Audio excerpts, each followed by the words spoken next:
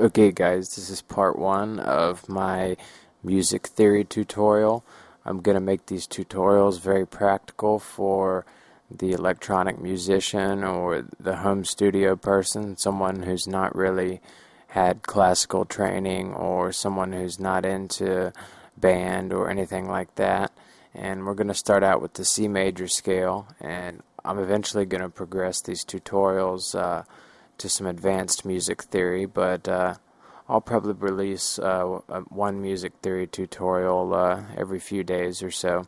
So let's get started with the C major scale. And the piano I'm using to demonstrate this to you is it's called the Bosendorfer 290 grand piano. It's made by East and West, and it uses its own little version of the contact sampler. It's a very good multi-layered piano sample. I would suggest it to anybody, although it is quite a large file. And okay, so let's give that some reverb so it doesn't sound really bad. And let's get started on this C major scale.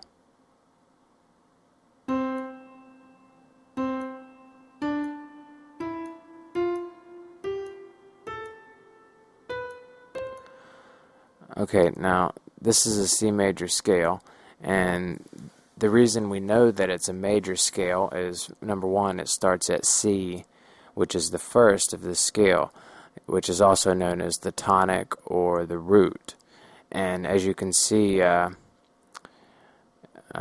layout of the scale here, which I'll get into in just a second, but one key up or down is considered a half step. So if I move this up, I just moved it up a half step. And if I move it down, I moved it down a half step. Now if I move it all the way up to the D, I moved it a whole step. Okay, now back to the reason we know that this is a major scale. Because between the first and the second we have a whole step, and then we have a whole step, and then we have a half step, and then we have a whole step, a whole step, a whole step, and a half step to reach back to the tonic. And the B in this case is the seventh, and that is, the seventh is called the leading tone. Well, not always. If the scale you're playing in has a seventh that is one half step below the first, then that's when it's called the leading tone, because it's what resolves best back to the leading tone or the root of the key of the song that you're playing in. So now that we've got that covered, I'm going to tell you how to convert this to a minor scale. And with a minor scale, well, first let me cover sharps and flats. If you flat a note, you move it down one half step. If you sharp a note, you move it up one half step. And the sharp symbol on sheet music is designated as like a number sign, and the flat symbol is a strange looking letter B. But anyways, a minor scale modified from a major scale is the third is flatted. So instead of having E, we have E flat. Although this could also be called D sharp. We already have a D in this scale. So it wouldn't be C, D, D sharp. That's why it's C, D, E flat, because this is considered an E now since we already have a D. Anyways, and also the sixth is flatted, and the seventh is flatted. And so this is the minor scale.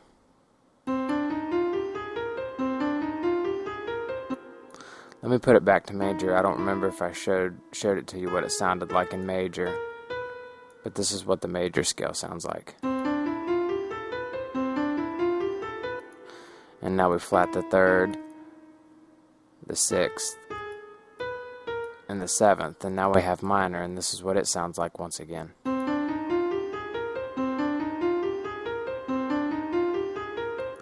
Okay, but minor scales are quite a bit hairier to work with.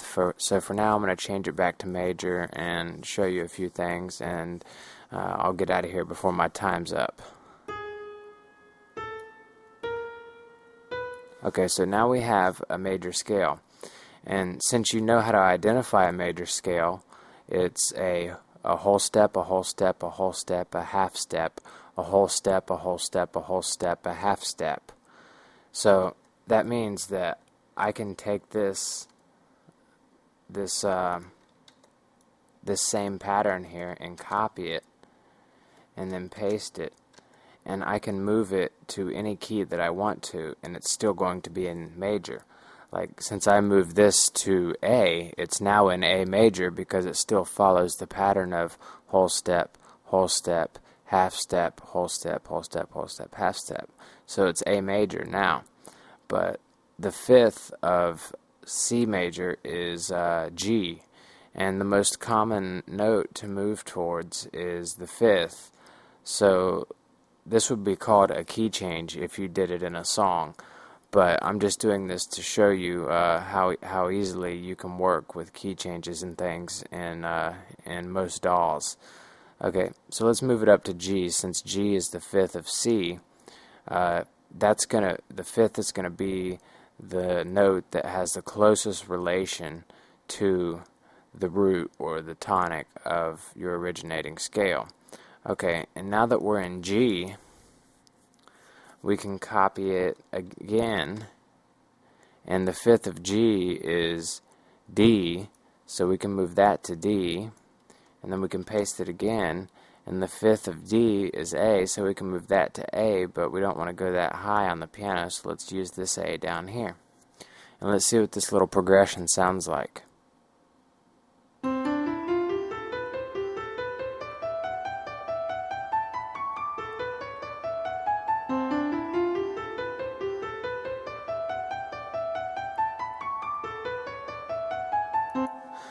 Okay, so as you can see, you can use the fifth to make key changes, and but I'll cover key changes in a later video. I just wanted to show you how easy it was.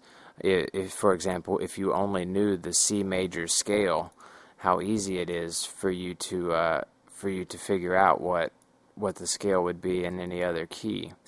I mean, if I move it up to here, I either have E flat major or D sharp major, and yeah, or up here then I have E major.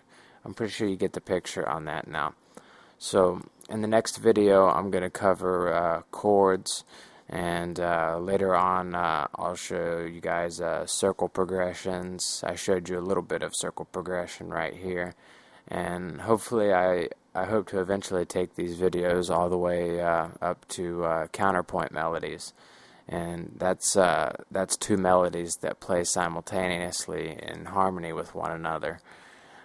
Counterpoint melodies are very wonderful, and that's it for now, guys. Look out for the next videos, and yeah, like I said, I'll probably release 1 or 2 videos, every 3 or 4 days or so. And have fun making music, guys. There's lots of music theory resources on the internet that you can look at.